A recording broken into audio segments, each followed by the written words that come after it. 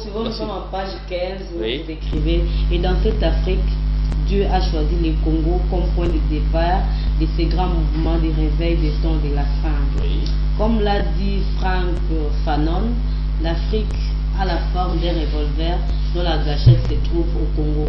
Pas quand même trop facile, non? Parce que du fait que la gâchette se trouverait au Congo et du coup, c'est à partir du Congo que tout doit commencer.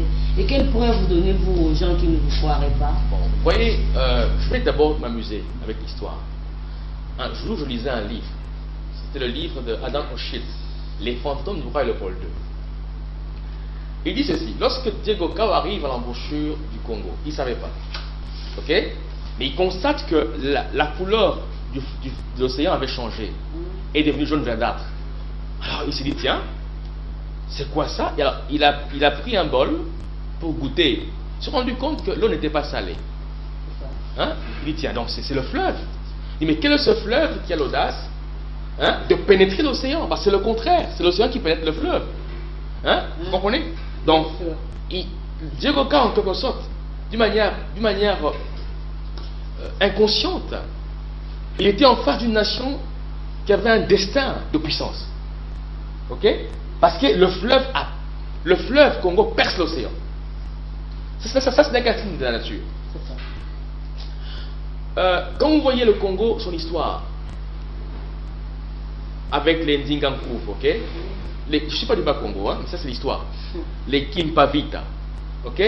Des personnages que cette nation a donnés, des Kimbangu, hein? Des Lumumba, ok? Des gens dont le destin, n'est-ce pas, a influencé grandement le destin de l'Afrique. On ne peut comprendre que cette nation, hein, n'est pas n'importe quelle nation. Nos richesses, hein, comme par hasard, c'est l'uranium du Congo qui a contribué à mettre fin à la guerre mondiale. Hein? Comme par hasard. Et comme par hasard, hein, pendant qu'on était attaqué par les agresseurs, hein, on se rend compte que tiens, mais si on détruit la nature congolaise, c'est le poumon du monde. Hein, c'est le monde qui sera privé d'oxygène. Vous comprenez ici, quoi? Comme par hasard, le Congo se trouve être la nation qui possède les réserves. Hein, même les réserves sur le plan phonique, sur le plan, comment dirais-je,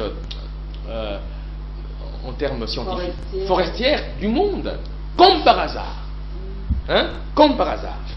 Hein, et quand vous voyez même la manière dont le Congo est en train d'avancer vers son économie, quoi, son économie, le pétrole, hein, ce que nous avons comme moyen dans le sous-sol, hein, nous montre à suffisance que cette nation est une nation qui a une grande vocation. On dit souvent ceci: à grande vision, grande provision. Grande provision, grande vision. Quand vous voyez quelqu'un avec une grande provision, c'est qu'il y a quelque part il y a une grande vie, une grande vision. Vous comprenez? Alors, c'est pour dire ceci, que les puissants savent. Ils savent. Vous savez, Napoléon à l'île d'Elbe, hein, avant qu'il ne meure, on lui pose la question: comment tu vois l'avenir du monde? Il a dit ceci: je laisse dans le berceau 2 géants. Hein? L'URSS et la Chine. Ne le réveillez pas, sinon ils vont bouger le monde. C'est lui qui a dit ça. Hein? Vous voyez aujourd'hui? On va parler du Congo. Non, mais les puissances savent voir. Un leader, il sait voir, hein, lire les signes, comprendre. Il s'est dit: tiens, c'est un grand chef de guerre, mais il a vu dans le monde, il a vu des peuples. Hein? Il dit: si moi j'avais un peuple comme la Chine, comme l'URSS, avec ma conscience, hein, je serais une grande puissance. Mais à l'époque, il dit non, plus c'est pas son peuple, il faut pas les réveiller.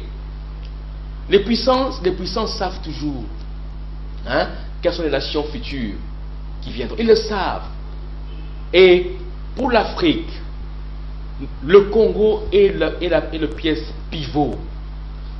C'est le Congo qui va donner l'impulsion. Notre crise actuelle est pédagogique. Hein, parce que notre transformation va inspirer l'Afrique pour son développement. Hein, c'est pourquoi je n'ai pas peur des difficultés. C'est vrai, ça inquiète, mais je n'ai pas peur parce que je sais qu'il y a une main invisible qui conduit cette nation vers sa destinée. n'est-ce pas, qui se construit avec Dieu.